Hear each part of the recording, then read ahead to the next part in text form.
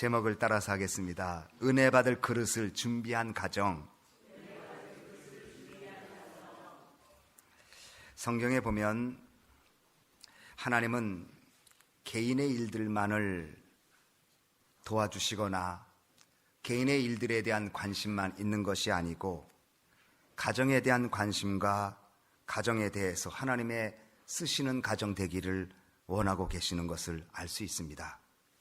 성경에 보면 하나님은 아브라함을 부르셨지만 아브라함의 가정사 이야기를 통해서 이삭이 나오고 또 야곱이 나오고 또 요셉이 나오는 그 구속의 역사를 그 가정 이야기를 통해서 보여줍니다. 이삭도 그의 아내를 얻는 장면부터 그리고 쌍둥이 두 아들을 낳는 이야기부터 계속해서 하나님이 그 가정을 통해서 인류 구원에 대한 역사를 풀어가는 것을 보여줍니다. 야곱 4명의 아내를 두면서 12명의 아들과 딸 하나를 통해서 이루어진 가정 속에서 일어나는 여러 가지 갈등과 죄악과 또 하나님께 향하는 그 발걸음을 통해서 인류 구원의 역사를 보여주고 계십니다. 심지어 호세아 같은 선지자는 그 아내를 얻었는데 계속해서 집을 나갑니다. 그런데 하나님은 그 호세아를 통해서 아내를 다시 데려오라고 합니다. 깊은 번민과 고뇌 속에 하나님은 그 이야기를 통해서 그 가정을 통해서 하나님께 범죄하는 이스라엘의 모습을 보여주고 있습니다. 또 사르밧 땅의 과부가 처절한 어려움 속에 있을 때 그 가정을 하나님이 긍휼히 여겨주셨던 이야기, 또 신약에 보면 마리아의 가정 이야기, 고넬료 가정이 구제와 기도가 충만했다고 하나님께 상달됐다는, 그래서 성령을 받은 고넬료 가정 이야기들, 이렇게 성경은 가정에 대한 이야기 가득합니다. 쓰시는 가정, 축복받은 가정 이야기를 통해서 하나님의 구원의 역사를 이루어 가십니다. 가족을 사랑하고 화목한 가정을 이루는 것은 하나님의 명령을 성취하는 것이고 주님의 복을 누리는 지름길이기도 합니다. 우리가 잘 듣는 성공하는 사람들의 7가지 습관을 썼던 스티븐 코비는 성공이나 리더십보다 더 중요한 것이 있다. 성공하기 위해서 리더십을 발휘하기 위해서라도 더 중요한 것이 있다. 그것은 바로 가정이다. 이렇게 말했습니다. 그렇습니다. 하나님은 우리 가정을 소중히 여기기를 원하시고, 하나님은 우리의 가정을 통해서 구원의 역사를 베풀기 원하시고, 하나님 우리의 가정을 통해서 하나님 나라가 확장되기를 원하고 계십니다. 하나님께서 창조하신 후에 만드는 공동체가 있다면 바로 가정이라는 공동체를 만들어 주십니다. 아담 홀로 두었다면 공동체일 수 없습니다. 단수이기 때문에. 그런데 하나님은 아담 옆에 하와를 두셔서 2인 복수의 사람으로 더불어 살도록 하셔서 제일 작은 공동체 가정을 만들어 주십니다. 오늘 본문도 가정에 대한 이야기로 전개됩니다. 오늘 본문은 한 가련한 과부의 가정 이야기에 하나님의 종 엘리사를 통해서 일어난 일들을 가지고 오늘 우리 모두에게 은혜가 되기를 바랍니다. 엘리사가 한 과부 여인을 만났습니다. 그리고 어려운 형편에 있는 과부였습니다. 이 과부 여인은 생전에 남편은 선지생도였습니다. 다시 말하면 신학생이었습니다. 다시 말하면 주님 앞에 드려진 선신된 일꾼이었습니다. 그런데 웬일인지 그 선지생도가 주님의 일을 다 하기도 전에 그만 세상을 떠나게 되었습니다. 남편은 잃은 여인 2 남아이를 키우면서 생활이 어려워서 빚을 지게 됩니다. 그리고 이 빚을 갚을 만한 상황이 되지 않자 채권자는 이 여인을 독촉합니다. 빚을 언제까지 갚지 아니하면 2 아들을 종으로 삼겠다. 남편을 잃고 2 아들을 의지하며 근근히 살아온 여인이 이제 돈을 갚을 수 없다는 이야기로 2 아들마저 잃게 되는 어려운 형편의 일을 만나게 됩니다. 바로 이때 엘리사를 만나는 것입니다. 우리는 어렵고 힘들고 답답해도 어떤 만남을 갖느냐에 따라서 그 만남의 축복이 전개된다는 사실을 알아야만 합니다. 이 과부의 가정은 남편의 죽음으로 인한 슬픔과 경제적인 어려움과 자녀의 문제를 몽땅 갖고 있는 문제의 가정이었습니다. 일반적으로 가정은 2축의 기둥이 있습니다. 그 2 기둥은 바로 남편과 아내입니다. 하나님은 인류 최초의 공동체인 가정을 만드시고 이 공동체인 가정을 통해서 하나님 일을 이루기를 원하십니다. 그래서 이 공동체인 가정은 음식을 나누는 것이고 삶의 피곤함을 푸는 안식처가 될 것이고, 다음 세대에 하나님 나라를 계승하는 것이고, 하나님의 뜻을 이루는 거룩한 삶의 터전이 가정입니다. 그런데 기둥같이 여기는 가정의 한 축이 되는 남편이 죽었다는 것입니다. 그것도 선지생도로 하나님을 하다가 세상을 떠나게 되었습니다. 죽음은 한 가정의 단란함을 빼앗기에 충분한 사건입니다. 이 여인의 가정의 일만이 아닙니다. 죽음에서 자유로울 가정, 이 세상엔 아무 가정도 없습니다. 죽음은 인간의 문제이면서 인간이 해결할 수 없는 인간의 한계 상황, 실존적인 문제입니다. 그리고 남편을 잃은 여인에게 다가온 것은 경제적인 압박입니다. 오늘날에도 가정에서 어려운 문제가 있다면 경제 문제를 꼽을 수 있습니다. 더군다나 우리는 이민 와서 삶의 뿌리를, 언어가 다르고 문화가 다른 이곳에서 삶의 뿌리를 내리는 과정에서 경제적인 어려움은 말할 수 없을 힘든 것을 우리는 압니다. 남편이 잃은 죽음과 상실의 슬픔, 그리고 남편을 상실함으로 말미암아 생겨지는 경제적인 압박, 이것이 이 과부의 가정에 있었고 동시에 오늘 우리들에게도 있을 수 있는 문제입니다. 또한 이 여인의 가정에는 자녀의 문제가 있었습니다. 예나 지금이나 자녀는 소중한 가정의 한 축입니다. 부부가 한 축이라고 하면 자녀들이 한 축입니다. 이것이 가정을 이루는 공동체이기 때문입니다. 빚을 갚을 수 없자 두 자녀를 채주가 종으로 삼겠다고 말합니다. 뺏긴다는 겁니다. 자기 손에서 빼앗기는 것입니다. 자기 품 안에서 빼앗기게 되는 것입니다. 남의 손에 넘겨든다는 것입니다. 남의 영향력 속에 살아가게 된다는 것입니다. 내 영향력과 관계없이 남의 영향력, 남의 손에서 살게 된다는 것입니다. 가정마다 자녀를 잘 키운다는 것은 쉬운 일이 아닙니다. 많은 관심과 인내와 사랑이 요구되지만 동시에 하나님 은혜가 아니면 될 수 없는 것이 자녀 키우기입니다. 우리가 볼 때는 다른 집의 자녀들이 잘 큰 것 같아도 그 크는 과정이, 성장통이 없는 가정이 어디 있겠습니까? 관심과 인내와 사랑이 요구되지만 내 마음대로 될 수 없는 것이 자녀의 일이기에 이것이 또한 가정의 문제입니다. 이 여인은 이런 문제, 이 가정은 이런 문제를 가지고 있는데 이것은 동시에 온 우리들에게도 동일하게 적용되는 문제이기도 합니다. 그런데 이 여인이 엘리사를 찾아갑니다. 이 만남이 소중하고 이 만남 속에 하나님 은혜가 열어지게 됩니다. 여인은 자신의 가정의 문제를 해결할 능력이 없습니다. 극복할 능력이 없습니다. 자신의 문제를 스스로 풀 수 있는 힘은 아무것도 없습니다. 오직 한 가지, 찾아가는 것입니다. 누구를 찾아가느냐, 누구를 만나느냐가 인생의 문제, 가정의 문제가 해결될 수 있습니다. 최근에 읽은 책 중에 하나가 삶의 모든 잘못된 순간에도 어떻게 행복할 수 있을까라는 책이 있습니다. 루이스 스미스라는 사람이 쓰고 우리 번역된 책인데, 이 책에서는 이렇게 얘기합니다. 모든 것이 엉망일 때 정답은 단 하나다. 모든 것이 섞여 있을 때, 어떻게 풀 수 없을 때 정답은 하나다. 하나님의 은혜의 선물로만이 풀 수 있다. 하나님의 은혜는 세상의 현실을 있는 그대로 받아들이고 슬프고 비극적인 면을 보면서 상처받지만, 세상의 불경통함 속에 아파하지만 그럼에도 불구하고 이 땅에 존재하게 하시는 하나님의 은혜를 감사하고 이 땅에 존재하게 하시는 하나님의 은혜 속에서 마음 깊은 곳에서 느끼는 하나님에 대한 사랑, 놀라운 힘, 이것이 은혜라고 그렇게 말했습니다. 모든 것이 삶이 엉망으로 되어질 때, 실타래처럼 얽혀져 있을 때에 푸는 길은 단 하나, 하나님의 은혜라는 것입니다. 예수님 말씀하십니다. 수고하고 무거운 짐진 자들은 다 내게로 오라고 말했습니다. 선지생도 안에 깊은 가정의 어려움을 갖고 있는 엘리사를 찾아간 것처럼 오늘 여러분과 저는 예수님을 끊임없이 찾아야 합니다. 복음서를 보면 예수님의 공생의 기간에 많은 사람들이 자신의 문제를 가지고 예수님께 찾아왔습니다. 문제는 다양했지만 찾아온 분은 한 분이었습니다. 그들의 문제는 다양했지만 오직 예수 그리스도, 그분만을 만날 때 거기에 은혜와 거기에 해답이 얻어지게 되는 것입니다. 이 여인은 엘리사를 찾아옵니다. 가정의 깊은 고뇌를 가지고 찾아옵니다. 그리고 부르짖습니다. 우리 한번 같이 읽겠습니다. 4장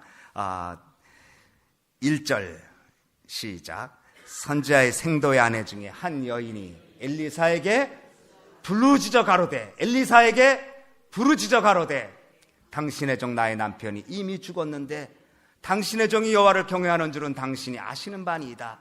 이제 체주가 일어나 두 아이들을 취하여 그 종을 삼고자 하나이다. 이 여인이 엘리사를 찾아와서 어떻게 했어요? 부르짖었어요. 여러분, 우리는 하나님께 나와서 하나님께 구하는 길이 기도밖에 없음을 알아야 합니다.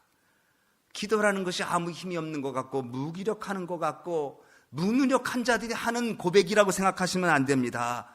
기도만큼 능력 있는 것이 없습니다. 동시에 기도만큼 힘든 것도 없습니다. 기도해야만 한다는 것을 여러분 알아야 합니다. 그 어떤 방법 해결해야 되지 않을까? 기도만 하고 있으면 될까요? 이 여인은 어떤 방법이 없었기에 더욱 부르짖었는지도 모릅니다. 하나님께 부르짖었습니다. 하나님은 당신의 자녀들을 버리지 않습니다. 하나님의 사람들, 믿음의 후손들을 책임져 주시는 손길을 우리는 볼 수 있습니다. 선지자의 생도는 거룩한 사역의 길을 가다가 그만 세상을 떠났던 사람입니다. 그래서 그의 죽음은 그 가정의 슬픔과 어려움이었지만 하나님은 그 자녀들을 돌보는 사실을 책임져 주십니다. 시편 37편 25절에 내가 어려서부터 늙기까지 의인이 버림을 당하거나 그 자손이 걸식함을 본 적이 없다고 말했습니다. 하나님은 당신의 종들을, 당신의 사람들을 절대 버리지 않고 책임져 주는 것을 믿으시기 바랍니다. 10계명 중 2계명에 보면 나를 사랑하고 내 계명을 지키는 자에게는 천대까지 은혜를 베풀리라. 한국 수원의 최대 조직폭력파 이름이 남문파라고 합니다. 그런데 그것의 두목은 허벽이라는 사람인데, 이게 가명인데, 그 수원에 가면 이 남문파를 조심해야 될 것 같습니다. 이 남문파인데 그 두목이 아주 대단한 사람이었던 것 같습니다. 그런데 아이러니하게도 그 아들은 이 두목으로 주먹을 쓰는 사람인데 어머니는 기도하는 사람이었습니다. 그 수원에서 그 어머니는 눈물로 교회에서 기도한 분입니다. 기도 대장이고 교회에서 아니 저렇게 기도하는 어머니 밑에 왜 저런 인간이 나왔나 할 정도였습니다. 그런데 어느 날 어머니가 기도하고 오다가 교통사고를 당했습니다. 그리고 마지막 운명중에 아들의 손을 붙잡고 그 거칠고 그 싸움으로 그 굳어진 그 단단한 손을 붙잡으면서 아들아, 예수 믿어야 된다. 듣지 않았습니다. 아니, 예수님 살아계시면 건강하셔야죠. 오히려 조롱했습니다. 그런데 어머니 돌아가시고 얼마 후에 이 남문파 두목이 변화됐습니다. 뒷골목에서 칼을 휘두르고 주먹을 풀고 소리 질렀던 폭력배가 꺾어졌습니다. 아무리 말해도 바꾸지 않을 것 같은 사람이었는데, 어떤 형편에서도 단단한 마음이 꺾어질 것 같지 않았는데, 어머니의 눈물의 기도는 하나님의 도우심으로 그 아들을 바꿔서 지금은 좋은 전도자가 되어서 새 삶을 살고 있다고 합니다. 하나님은 진실한 성도의 기도를 외면하지 않습니다. 어머니 아버지의 기도를 버리지 않습니다. 지금은 보이지 않는 것 같아도, 지금은 드러나지 않는 것 같아도 때가 차면 하나님은 놀라운 역사로 해결해 주시는 것을 알아야 합니다. 부모님들의 신앙의 모습이, 신앙생활을 바르게 하는 모습이 하나님의 축복이 자녀들에게 일러 간다는 것을 여러분 아셔야 합니다. 부모님이 좋은 과일 나무를 심으면 그 과일을 부모님만 먹는 것이 아닙니다. 자녀들도 먹을 수가 있습니다. 믿음의 나무를 심으면 심은 대로 거두시는 주님의 은혜가 자녀들에게도 있게 된다는 것을 믿으셔야 합니다. 선지생도의 아내는 주의 일을 하다가 먼저 데려가신 남편을 어찌합니까? 라고 하소연할 수 있었는데, 하나님은 그 자녀를 책임져 주시는 내용을 보고 있지 않습니까? 엘리사는 문제를 가지고 찾아온 여인에게, 그 부르짖는 여인에게, 그래 2절 말씀 다 같이 읽습니다. 시작. 엘리사가 저에게 이르되 내가 너를 위하여 어떻게 하랴? 내 집에 무엇이 있는지 내게 고하라. 저가 가로되 계집종의 집에 한 병 기름 외에는 아무것도 없나이다. 엘리사는 그 여인에게 너희 가정에 뭐가 있어? 그렇게 물어봤어요. 내 집에, 내 손에 뭐가 있냐고 물어보지 아니하시고 너의 가정에 지금 뭐가 있어? 여인은 얘기합니다. 기름 한 병입니다. 여기서 우리가 기억할 것이 있습니다. 하나님의 은혜는 작은 것의 출발입니다. 하나님의 축복은 작은 것이 아님을 알아야 합니다. 사우스캐롤라이나에 엘리베이션 교회가 있습니다. 스티븐 퍼틱이라는 분이 있는데 아주 목회를 잘하고 미국 교회에서 주목받는 영적 지도자입니다. 젊습니다. 아주. 그런데 이분이 이렇게 말합니다. 지극히 작은 순종에 크신 하나님의 역사가 일어납니다. 이 과부는 가지지 못하고 있는 거 하나 봤지만 엘리사는 그 있는 것을 통한 하나님의 기적을 주목했습니다. 마귀의 가장 강력한 전략 중에 하나가 성도들에게 가지지 못한 것, 잃어버린 것, 남들에게만 있는 것에 주목하도록 만든다는 겁니다. 그래서 우리는 종종 하나님 부르시면 이것 갖고 무엇을 합니까? 기름 한 병 갖고 무엇을 합니까? 이 재능 갖고 무엇을 합니까? 이 건강 갖고 무엇을 할 수 있습니까? 이렇게 대답하도록 마귀는 전략을 세운다고 말합니다. 자신이 가진 작은 것이지만 자신이 가진 작은 것이 작은 것이 아니라 여기 하나님의 은혜가 더해지면 하나님 놀라운 역사가 있다는 사실을 믿는 것이 성도인 줄 믿으시기 바랍니다. 우리는 종종 이거밖에 없네. 이거가 어떻게 살아? 이거가 어떻게 올해를 넘기지? 아닙니다.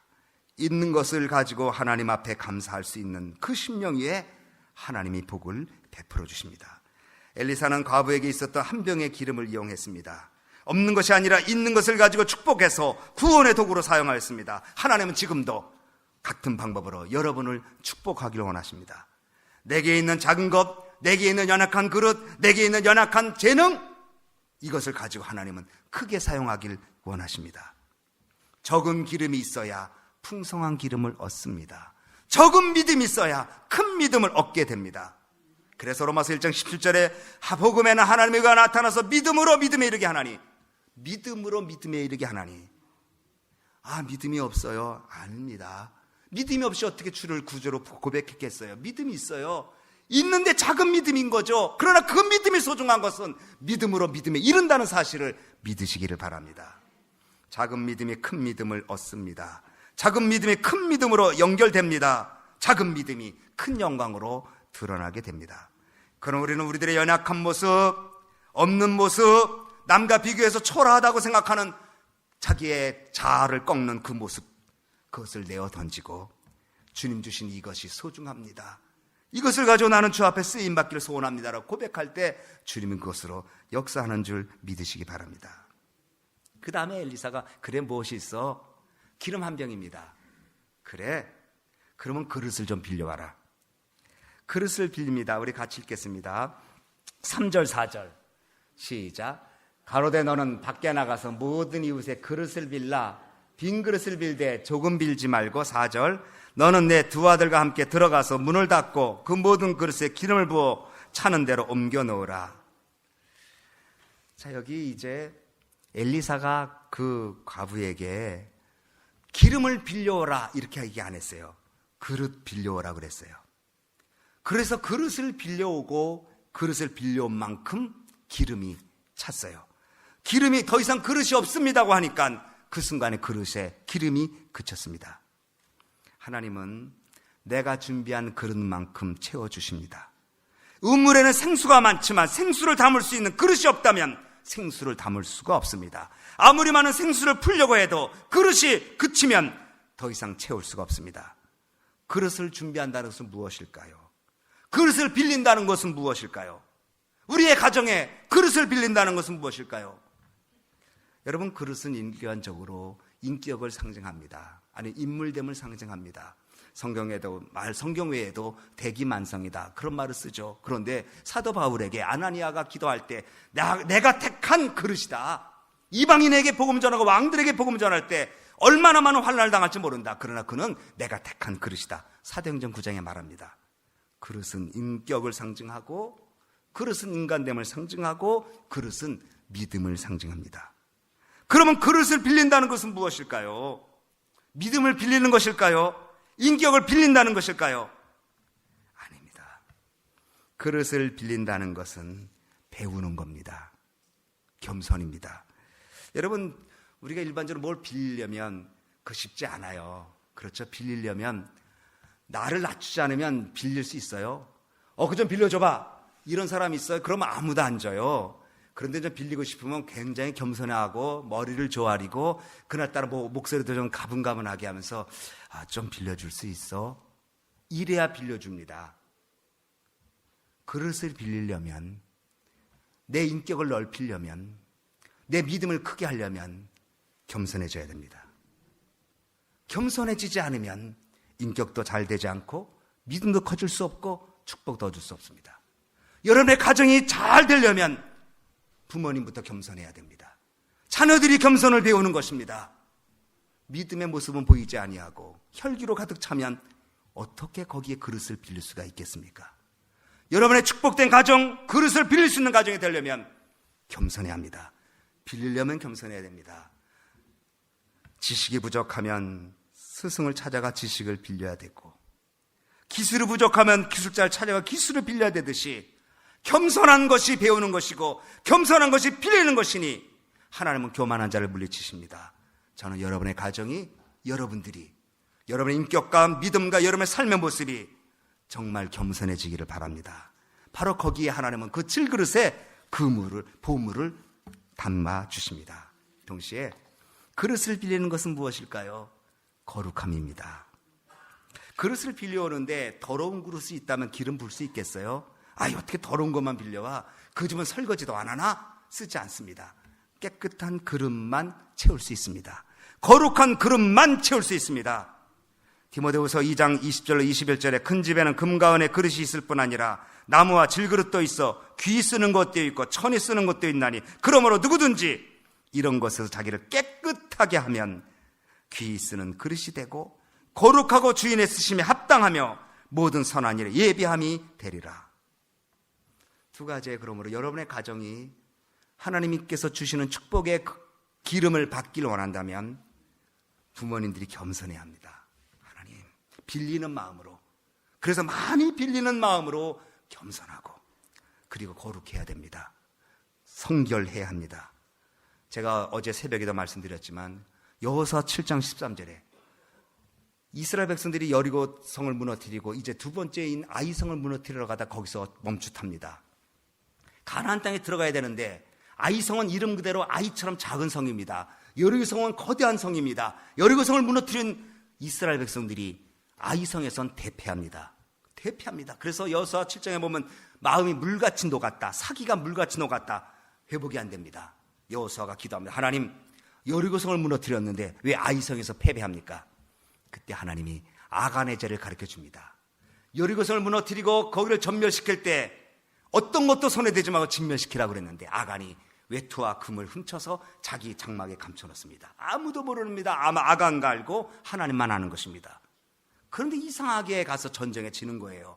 하나님께 기도했더니 바로 그 죄의 문제를 지적합니다. 그러면서 그 다음에 말하기를 여호수아 7장 13절에 너희는 성결케 하여 내일을 기다리라. 여러분, 내일은 여러분 게 아니에요. 여러분 건 오늘만 있어요. 지금도. 내일을 누가 장담할 수 있어요? 제주도 떠나려고 내일은 제주도 도착하려고 했는데 지금 다 엄청난 사건에 죽은 그 일 기억하지 않습니까? 내일은 우리 게 아니에요. 성결케 해서 내일을 기약하라. 헤르만 헤세가 이렇게 말했어요. 그릇은 자기 운명을 짊어지는 자이다. 저는 우리 소망교회 귀한 식구들, 여러분의 가정이 하나님의 거룩함으로 가득 차기를 바랍니다. 김양재 목사님은 그런 말을 했어요. 가정의 목적이 행복이 아니다. 가정의 목적은 거룩이다. 그렇게 얘기했습니다. 행복만 찾다가 가정이 어려우면 생기는데 가정이 거룩함을 목적으로 삼으면 행복은 저절로 따라온다. 가정의 목적은 거룩이다. 이렇게 얘기했어요. 자, 이제 엘리사 선자 5절 읽겠습니다. 다 같이 시작. 여인이 물러가서 그 두 아들과 함께 문을 닫은 후에 저희는 그릇을 그에게로 가져오고 그는 부었더니 근데 여기서 이제 두어들과 함께 그릇을 가지고 온 것까지 좋은데 왜 문을 닫으라고 했을까? 하나님의 축복은 은밀한 가운데 임하는 것입니다. 그래서 예수님이 너희 다 기도할 때 골방에 들어가서 문을 닫고 기도하라. 하나님의 복은 은밀합니다. 요한복음 2장에 보면 물이 포도주로 바뀌었을 때 아무도 몰랐어요. 이렇게 좋은 포도주가 어디서 나왔는지. 그런데 물도온 하인들은 알더라. 문을 닫고 하나님의 은밀한 축복, 하나님만 의지할 때 하나님의 선한 도우심이 있는 것을 기억하시고 하나님 우리 가정에 은혜 주신다. 문을 닫고 그 다음에 저희 5절에 저희는 그릇을 그 애를 가져오고 그는 저희는 누굴까요? 여기는 아들이죠. 아들은 그릇을 가지고 왔고 어머니는 뭐 했어요? 기름을 부었어요. 가정은 신앙으로 하나 돼야 합니다. 가정의 부부가 믿음으로 하나 돼야 되고 자녀들도 믿음으로 하나 돼야 합니다. 한 멍에를 두 사람이 같이 져야 합니다. 같은 방향으로 나가야 합니다. 여기 하나님의 은혜가 있게 되는 것입니다. 5월은 가정의 달입니다. 저는 우리 소망교회 귀한 식구들 엘리사를 만난 이 여인처럼 하나님의 복이 있기를 소원합니다. 그러기 위해서는 여러분의 그릇을 준비해야 합니다. 준비한 그릇만큼 채워진다는 것을 기억하고 여러분의 가정에 겸손함이 넘쳐나고 여러분의 가정에 거룩함으로 가득 차서 은밀한 정에 베푸시는 축복과 능력으로 가득 찬 여러분 되어서 하나님 앞에 영광이 되고